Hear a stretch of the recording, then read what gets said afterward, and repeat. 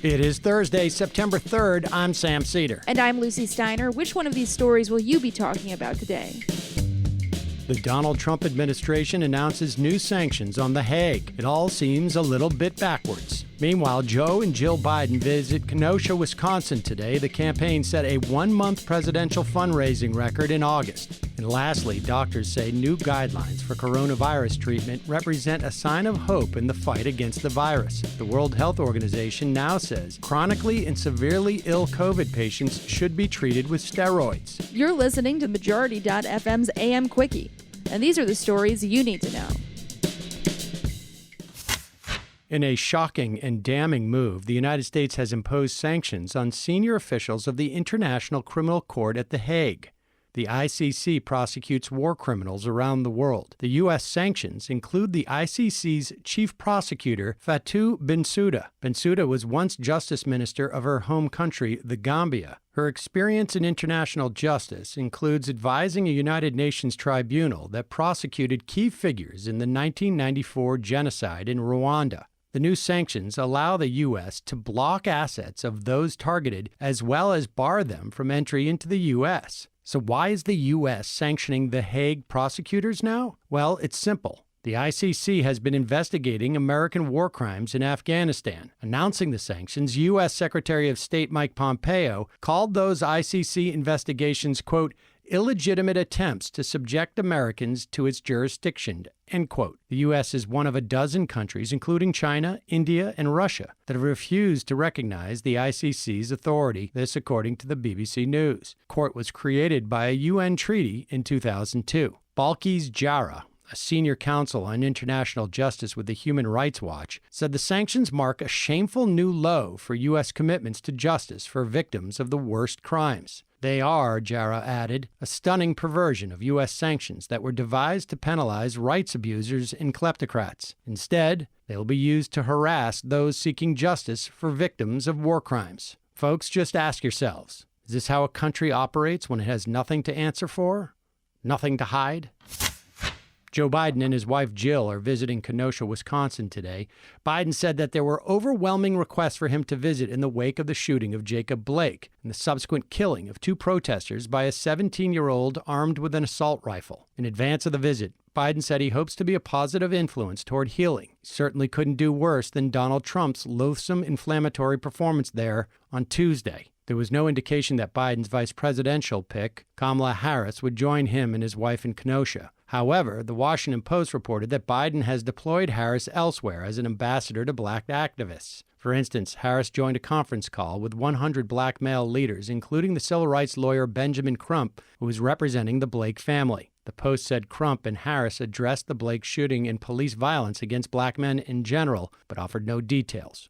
Also on the campaign trail, the Commission on Presidential Debates announced the lineup for 3 debates between Biden and Trump. The first debate will take place on September 29th and be moderated by Fox News Sunday anchor Chris Wallace. The second debate will be moderated by C-SPAN political editor Steve Scully and will take place on October 15th. The third and final debate will take place on October 22nd and be moderated by Kristen Welker, White House correspondent for NBC News and co-anchor of the Weekend Today show. There will also be a single vice presidential debate to be moderated by Susan Page, the Washington bureau chief of USA Today. That's scheduled for October 7th. Finally, Biden reportedly broke a campaign fundraising record, raising $364.5 million in August alone. More than $205 million came through online donations. The previously set monthly record in a presidential race set by Barack Obama in September 2008. When he raised more than $202 million.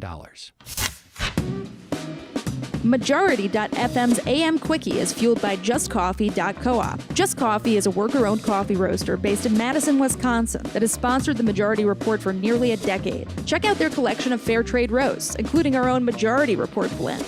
And regardless of what you order, receive 10% off your order when you use the code MAJORITY at checkout. And all shipping is free. That's coupon code MAJORITY at JustCoffee.coop.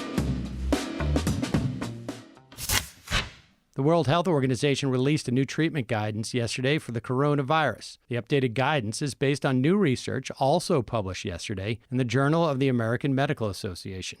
The research consisted of 5 separate articles, including 3 studies, an editorial, and an analysis of 7 randomized clinical trials. From all that, the evidence was clear.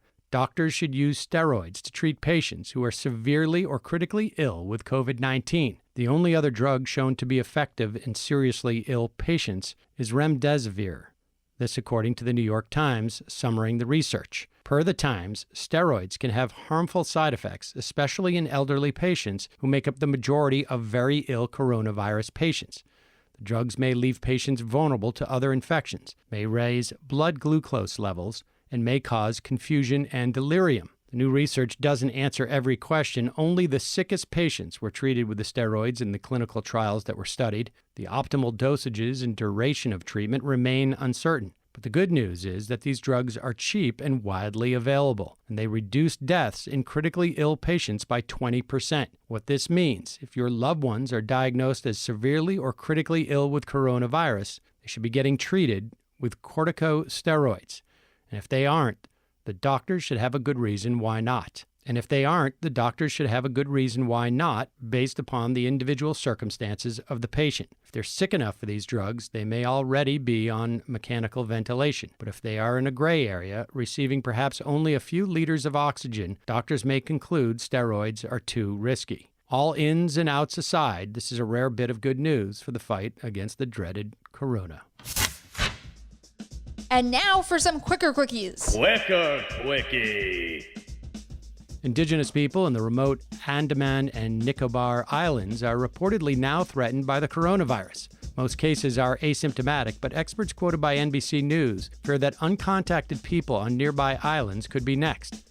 The population of the Great Andamanese tribe, for instance, is just over 50 people. 10 of them are now hospitalized with coronavirus, this according to NBC News. Luckily for now, all are asymptomatic, but there are concerns for tribal elders on the most remote islands. A Homeland Security Department official who resigned in April told NPR News that the Trump administration is fanning the flames of violence and right-wing extremism. This won't be news to most listeners of this program, but it's something else to hear it from a person like Elizabeth Newman, former Assistant Secretary of Counterterrorism and Threat Prevention at DHS. Newman also said, unequivocally, quote, "The threat of domestic terrorism is not from Antifa," end quote. Paraphrase Trump, put that in your soup and throw it. Survivors of the Tulsa Race Massacre of 1921 filed a lawsuit on Tuesday demanding reparations from the city government. The lead plaintiff is Leslie Benningfield's mother, Randall, who is 105 years old. The lawsuit says the local law enforcement deputized white Tulsans to murder, loot, and burn a black district of the city. It also names the local Chamber of Commerce, which backed a form of indentured servitude for some black internees after the massacre. Per the Washington Post, no one was ever arrested for the violence. Staff at the Voice of America are in open revolt over the conduct of their boss, Michael Pack. Pack was appointed to head up the U.S. Agency for Global Media and confirmed by the Senate in June. He commenced to purge employees on a political basis, adding unfounded and xenophobic claims of espionage. Solidarity to all journalists fighting for their independence and for the free speech of all. Quicker quickie.